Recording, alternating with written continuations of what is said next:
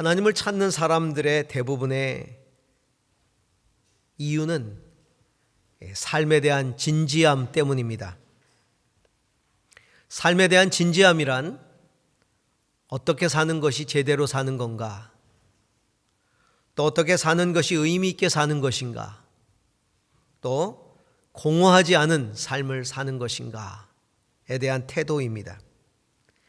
이 삶의 진지함에 대한 고민은 삶의 한계를 직면함으로부터 시작됩니다.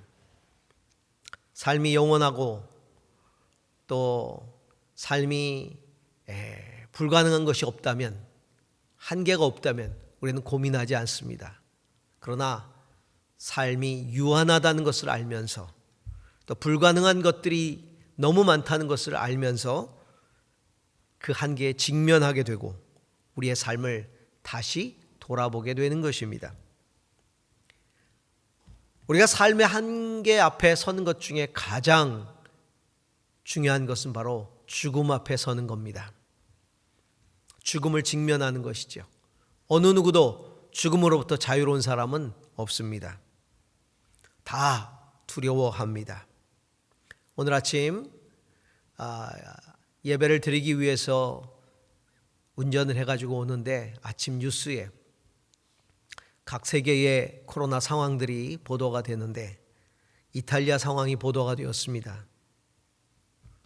사망자 수가 하루 새 전날보다 19.6%가 증가해서 하루 사이에 795명이 세상을 떠났다는 겁니다.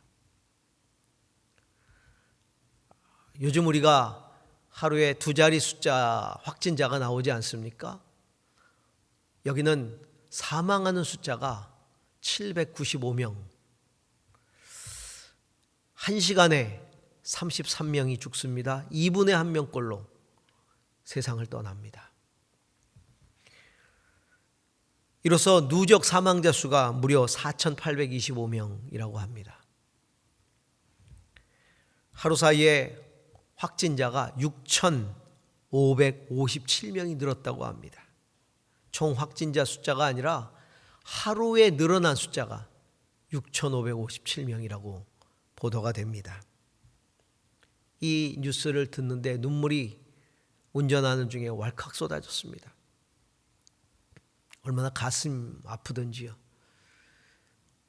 이탈리아 사람들의 그 아픈 마음이 느껴집니다.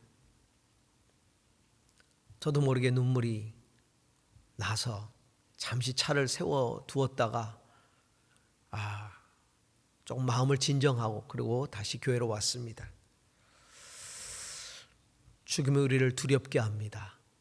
왜일까요? 왜 죽음이 두렵습니까? 죽음이 끝이 아니기 때문입니다.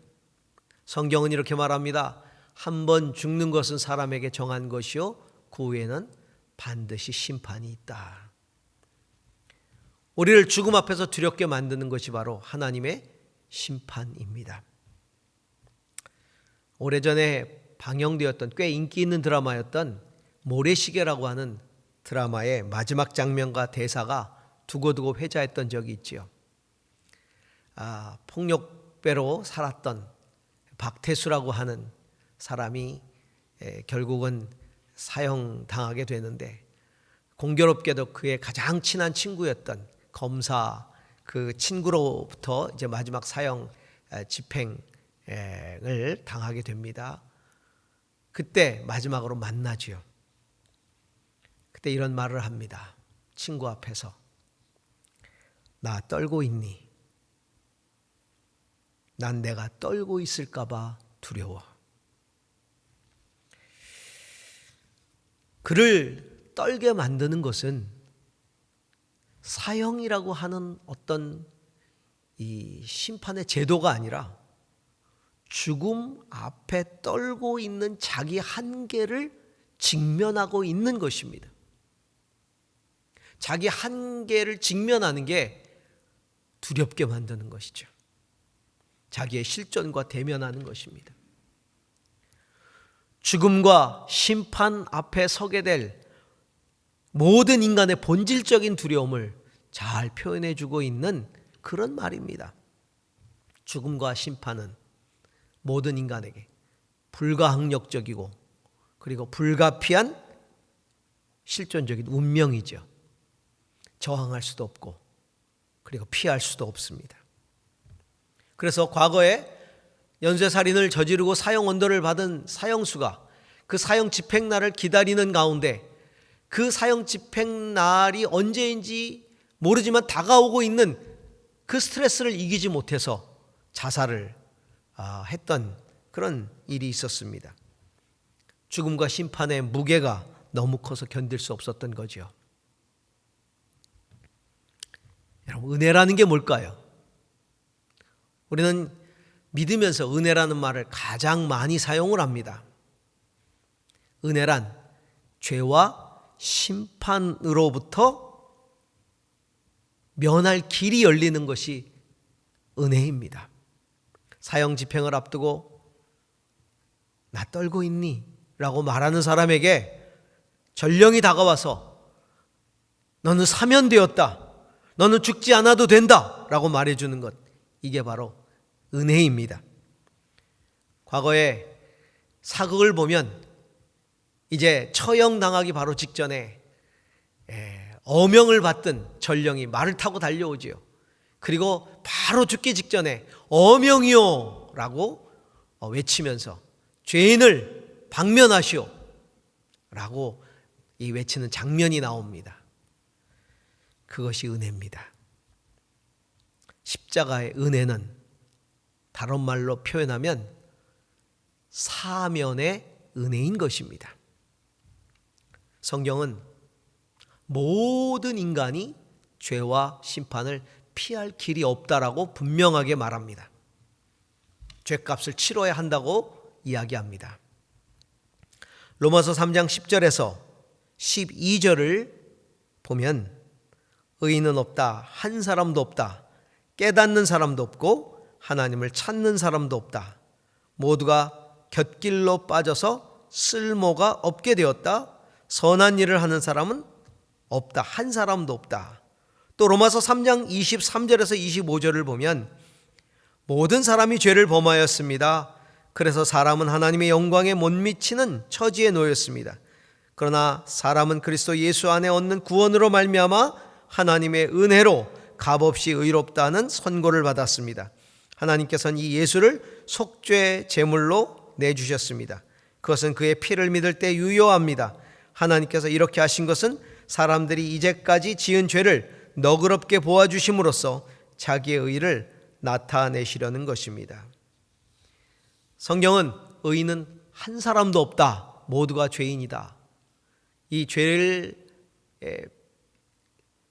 죄에서 그리고 심판에서 피할 길이 없다라고 말하고 있는 것이죠.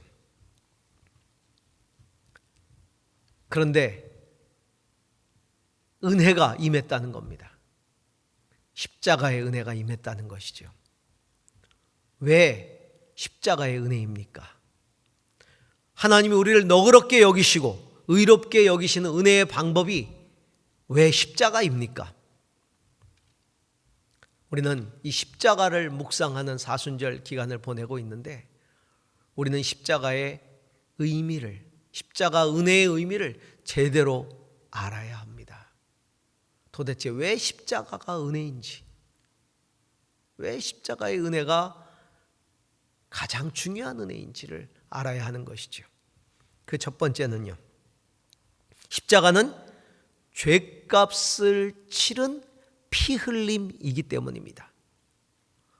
오늘 우리가 읽은 성경 구절에 피 흘림이 없은즉 사함이 없다. 피 흘림이 없은즉 사함이 없다. 피 흘림이 없은즉 사함이 없기 때문인 것이죠. 십자가는 바로 그 죄값을 치른 피 흘림인 것입니다. 우리가 치러야 할 죄값이 뭡니까? 피 흘림, 곧 죽음입니다. 로마서 6장 23절에 죄의 삭은 사망이요 하나님의 선물은 주 예수 그리스도 안에서 누리는 영원한 생명이라고 말씀하고 있고, 피 흘림이 없이는 죄 사함이 없다고 오늘 히브리서 9장 22절에 말하고 있습니다. 하나님, 우리가 치러야 할 죄값, 반드시 죽음이라는 죄값을 치러야 한다고 말씀하고 있습니다. 다시 말하면 우리가 치러야 할 죄값은 생명이라는 거죠. 생명으로 죄값을 치러야 한다는 겁니다. 그것을 치르지 않고선 용서받을 길이 없다는 겁니다. 십자가는 죄값을 치르신 피 흘림 의미합니다. 여러분, 단지 죽음이 끝이라면 그것은 죄값이 될 수 없습니다. 죽음은 심판으로 들어가는 문이고 시작일 뿐인 것입니다. 십자가의 은혜라는 건 예수님이 대신 죄값을 치르시고 심판을 면하게 해주셨다는 것이죠. 그냥 용서받은 게 아닙니다. 우리가 심판을 면하게 된 것이 용서의 은혜라고 한다면, 죄사함의 은혜라고 한다면 그것은 그냥 우리가 용서받은 것이 아니라 예수님이 그 대가를, 죄값을 지불하심으로써, 치르심으로써 우리가 용서를 받았다는 것을 말합니다. 나는 죄값을 치르지 않았습니다. 그리고 의롭다고 선고를 받았습니다. 하지만 이것은 예수님이 그 값을 십자가에서 대신 지불하셨기 때문에 내가 의롭다 하심을 얻은 것입니다. 그러면 왜 하필이면 그 피 흘림을 십자가로 치르셨을까요? 여기에 두 번째 진리가 있습니다. 그것은 십자가의 피 흘림이 속죄의 제사를 의미하기 때문입니다. 하나님께서 인류를 심판하시는 방법은 바로 죽음을 통해, 그리고 심판을 통해서 인류를 정죄하시죠. 이것이 하나님의 정의입니다. 죄를 그냥 넘어가시지 않는 겁니다. 하나님 반드시 죄값을 치르게 하십니다. 하나님은 거룩하시기 때문에, 의로우시기 때문이죠. 그렇지만 하나님은 또한 우리를 사랑하십니다. 우리를 창조하셨기 때문에. 그래서 우리를 살리고 싶어 합니다. 죄값을 치러 죽여야 하는데 또 한편은 그 사랑으로 살리고 싶으신 겁니다. 이게 딜레마입니다. 이 문제를 어떻게 해결해야 합니까? 그 사망의 값을 대신 치르게 하신 것이 제사라고 하는 제도입니다. 하나님은 하나님의 백성들에게 하나님의 백성답게 살 수 있는 길로서 율법이라는 것을 주셨습니다. 율법에는 해야 할 것과 하지 말아야 될 것들에 대한 하나님의 뜻을 다 이야기하고 있습니다. 그것에 따라 우리의 죄가 가려지는 것이죠. 그것을 행치 않았을 때, 그 뜻대로 살지 않았을 때 우리는 정죄를 받게 됩니다. 그 정죄를 받은 결과가 바로 죽음이고 심판인 것이지요. 그런데 하나님께서는 그 율법 안에다가 제사법도 같이 넣어두셨습니다. 이 제사법이 바로 정죄를 피할 수 있는 은혜의 방법인 것입니다. 은혜의 길인 것입니다. 그 제사라는 것이 무엇입니까? 대신 죄값을 치르게 하고 그리고 용서해 주시는 방법이죠. 이스라엘 백성들이 1년에 한 번씩 대속죄일이 되면 속죄의 제사를 드립니다. 대제사장이 이스라엘 백성들을 위한 그 죄를 짐승에게 대신 전가시킵니다. 속죄의 제물 거기다 안수하고 죄를 다 전가시킨 후에 그 짐승을 죽여서 그 피를 가지고 지성소 안으로 들어갑니다. 그 지성소 안에는 법궤가 있지요. 그 법궤 안에는 하나님의 말씀이 담겨 있는 돌판이 있습니다.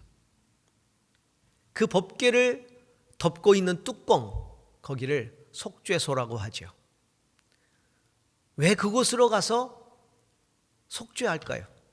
우리의 죄가 그 말씀에 다 드러나는 것이기 때문입니다.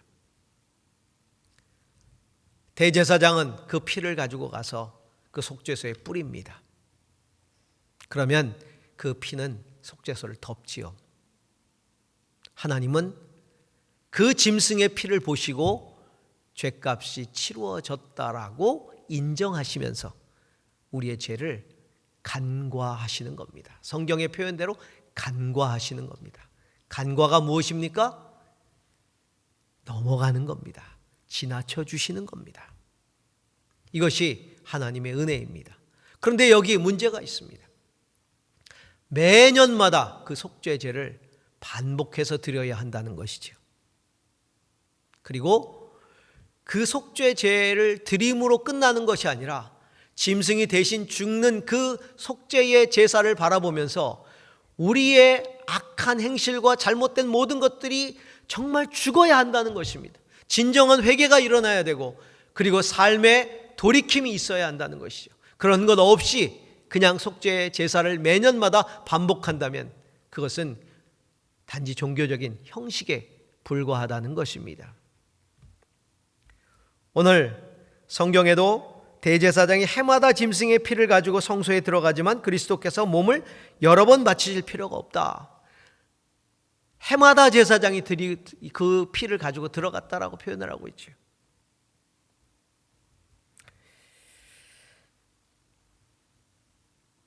우리가 지난주에 예배를 이야기하면서 미가서의 이야기를 함께 나눴었습니다.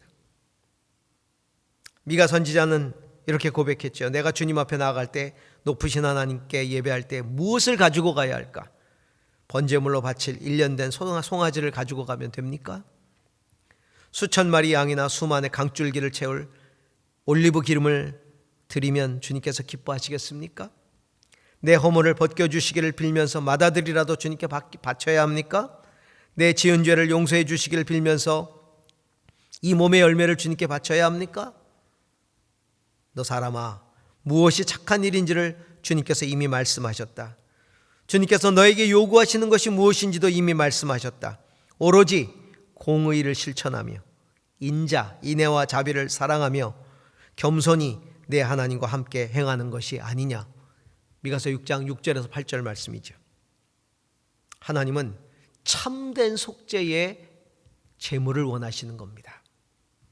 그렇지 않으면 내가 직접 제물이 되어야 하기 때문입니다. 그래서 이제 하나님께서는 짐승의 피가 아니라 죄악으로 물든 인류의 피가 아니라 거룩한 당신의 맏아들의 피로서 속죄의 제사를 받으시기로 작정하신 것이죠. 그래서 하나님의 아들이 인간의 몸을 입고 오신 겁니다. 예수님이 십자가에서 속죄의 제물이 되신 겁니다. 히브리서 9장 12절과 28절은 이렇게 말합니다. 염소와 송아지의 피로 하지 아니하고 오직 자기의 피로 영원한 속죄를 이루사 단번에 들어가셨다. 이처럼 그리스도도 많은 사람의 죄를 담당하시려고 단번에 드린 바가 되셨고 구원에 이르기 위해서 죄와 상관없이 자기를 바라는 자들에게 두 번째 나타나신다. 자기 피로 영원한 속죄를 이루시기 위해 단번에 성소에 들어가셨다고. 단번에 들이신 바가 되었다고 성경은 말합니다.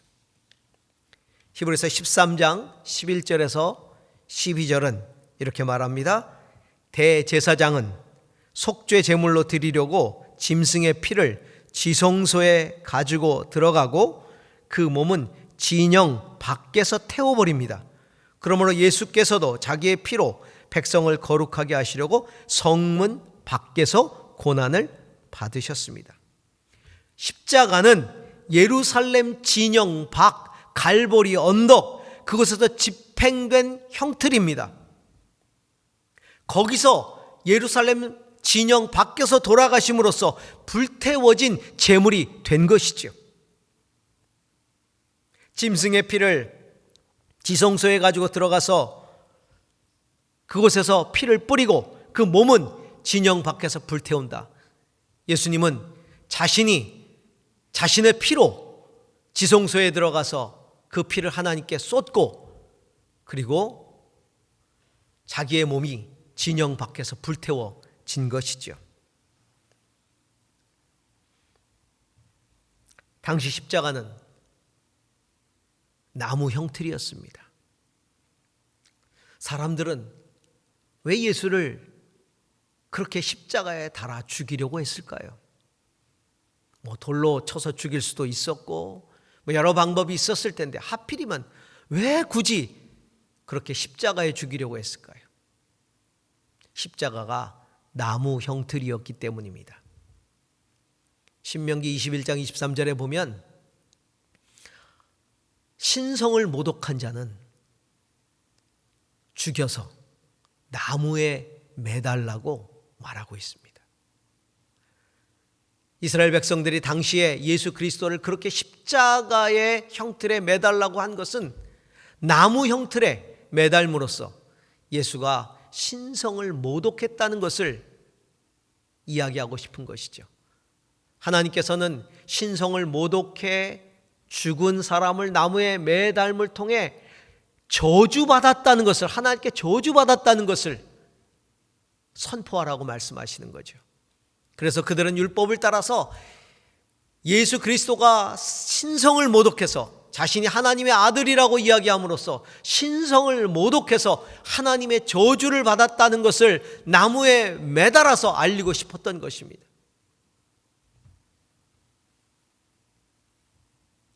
정말 예수님은 하나님의 저주를 받으셨죠. 예수님이 돌아가실 때 엘리 엘리 라마 사박다니, 하나님 어찌하여 나를 버리시나이까. 정말 버림받았습니다. 저주받아서 버림받았죠. 그러나 그 저주는 자신의 죄 때문에 저주를 받은 게 아니라 모든 인류의 죄 때문에 저주를 대신 받으신 것이라는 것, 그것을 사도 바울이 깨닫고 이야기를 합니다. 그는 예수를 저주했고 예수 믿는 사람들을 죽이고 저주했던 사람입니다. 그런데 그가 다메섹에서 예수 그리스도를 만납니다. 부활하신 예수 그리스도를 만납니다.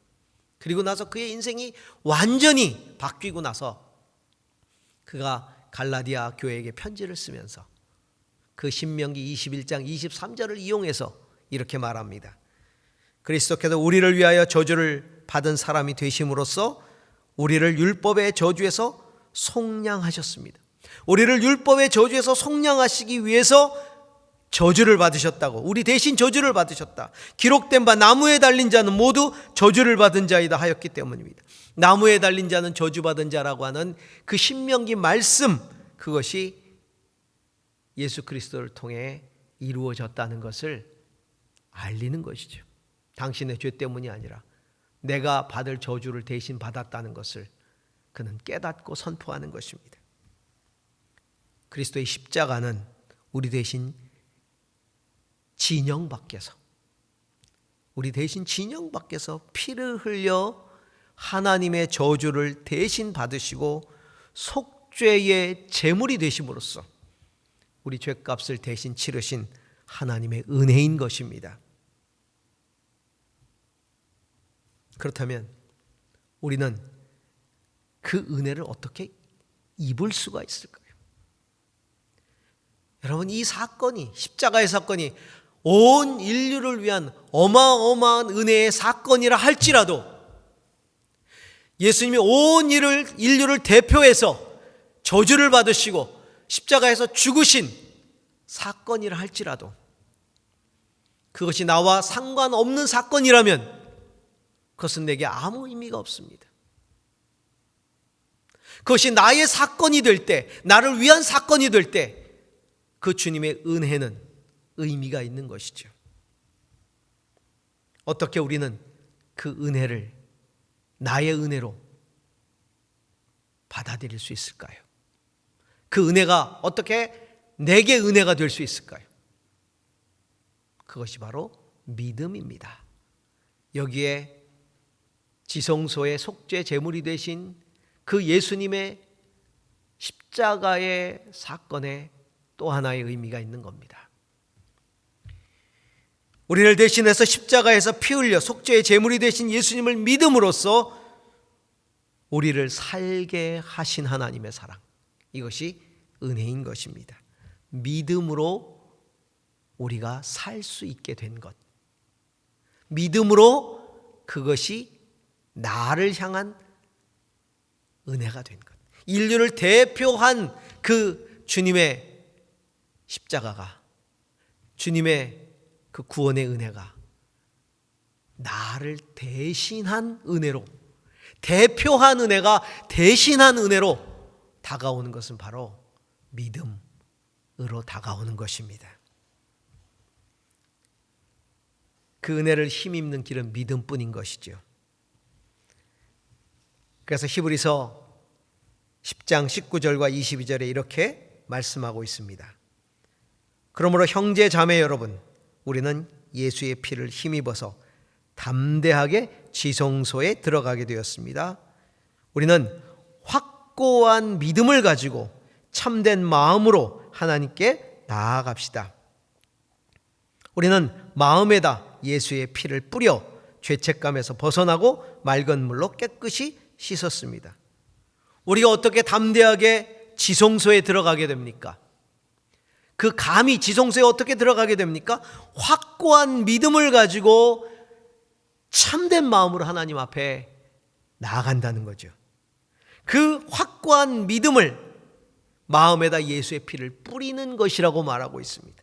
마음에다 예수의 피를 뿌려서 죄책감에서 벗어나고 깨끗이 씻음받는다는 것입니다. 믿음은 십자가의 예수 그리스도의 보혈을 내 마음에 뿌리는 것이 믿음입니다. 그래서 어떤 성자는 말합니다. 주님, 오늘도 그 십자가에서 떨어지는, 십자가에서 뚝뚝 떨어지는 그 예수 그리스도의 피, 그 피도 한 방울이라도 헛되이 땅에 떨어지지 않도록 내 영혼으로 받게 하여 주옵소서. 그렇게 기도를 했습니다. 그 십자가의 보혈이 단 한 방울도 나와 상관없이 땅에 떨어지지 않도록 내 영혼으로 그 피를 받게 하여 주옵소서. 그 믿음이 바로 마음의 피를 뿌리는 겁니다. 로마서 4장 24절에서 25절은 이렇게 말합니다. 사람은 그리스도 예수 안에서 얻는 구원으로 말미암아 하나님의 은혜로 값없이 의롭다는 선고를 받았습니다. 하나님께서는 이 예수를 속죄 제물로 내주셨습니다. 그것은 그 피를 믿을 때에 유효합니다.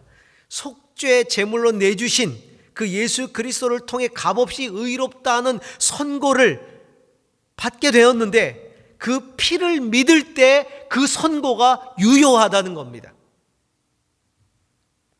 또한 에베소서 2장 8절에 여러분은 믿음을 통하여 은혜로 구원을 얻었습니다. 이것은 여러분에게서 난 것이 아니고 하나님의 선물입니다. 행위에서 난 것이 아닙니다. 그러므로 아무도 자랑할 수 없습니다. 믿음을 통하여 은혜로 구원을 얻었다고 말씀하고 있는 것입니다. 우리를 대신해서 십자가에 죽으시고 속죄의 제사, 속죄의 제물이 되신 것도 은혜지만 믿음으로 그 피의 효력을 얻게 하신 것이 더 큰 은혜인 것입니다. 만일 그 피로 말미암아 그 효력을 내가 얻을 때 또 다른 나의 의가 필요하고 또 다른 나의 행위가 필요하다면 우리가 어찌 그 자격을 얻을 수 있겠습니까? 그래서 믿음으로 말미암아 의롭게 되는 이 은혜가 선물로 우리에게 다가오는 것이지요. 믿음을 통하여 은혜로 구원을 얻었는데 이것이 하나님의 선물이라고 말합니다. 그 선물은 내가 믿음으로 받아 누려야 합니다. 부모가 자녀를 위해서 선물을 하죠. 때로는 많은 값을 치르고 선물을 합니다. 자녀는 그 부모의 사랑을 그냥 받아들이면 됩니다. 그 선물을 내 것으로 삼으면 됩니다. 이때 필요한 것이 무엇입니까? 부모가 나를 사랑한다는 것을 믿는 믿음이죠. 나를 위해 주셨다는 것을 믿는 믿음이죠. 내가 이것을 가져도 된다고 생각하는 믿음이죠. 그런데 만일 그 선물을 주었는데 자식이 나는 이것을 받을 자격이 없습니다. 내 이 선물을 받기 위해서 내가 뭘 해야 됩니까? 그러면서 그 선물을 받기를 거절한다면 부모의 마음이 얼마나 아프겠습니까? 여러분, 믿음이라는 건 선물을 수용하는 것입니다. 하나님의 사랑을 수용하는 것입니다.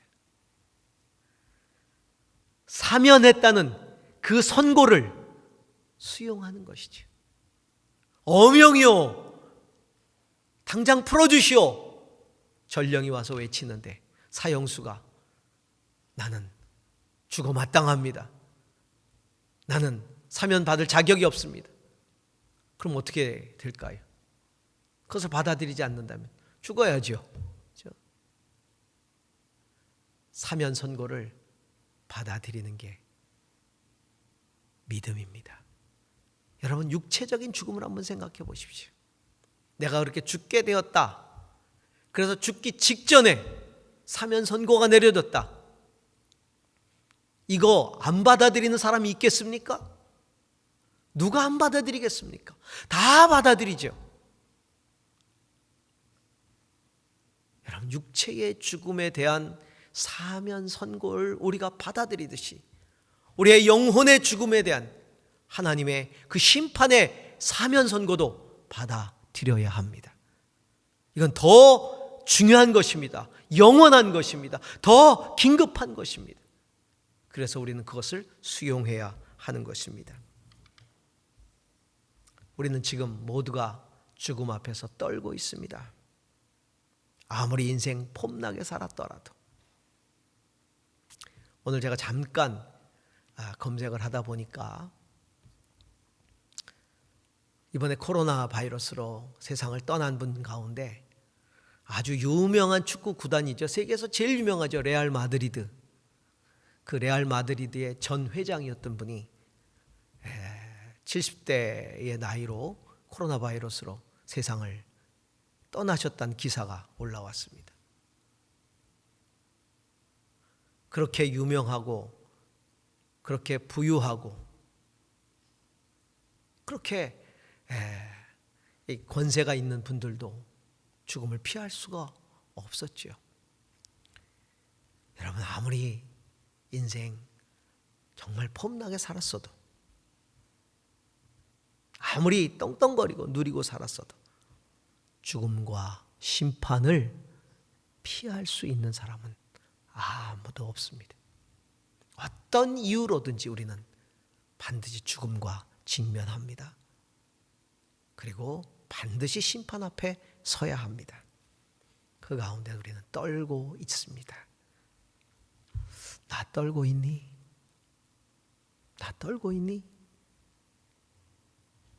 율법은, 사탄은 우리에게 말합니다. 그래, 너 떨고 있는 거 맞아. 너 떨어야 해. 하지만 곧 끝날 거야. 그런데 십자가의 주님이 말씀하십니다. 내가 오늘 나와 함께 낙원에 있으리라.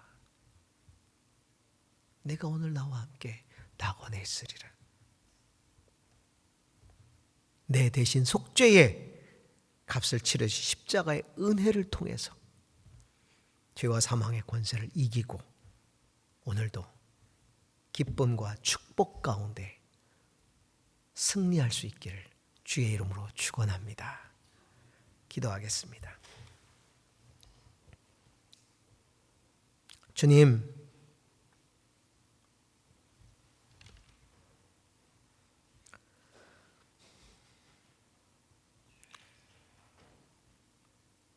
하나님의 아들 예수 그리스도께서 인간의 몸을 입고 이 땅에 오신 것이 은혜입니다. 나를 위해 속죄의 제물이 되신 것이 은혜입니다. 그 예수님을 믿음으로 말미암아 구원 얻게 하신 것이 은혜입니다.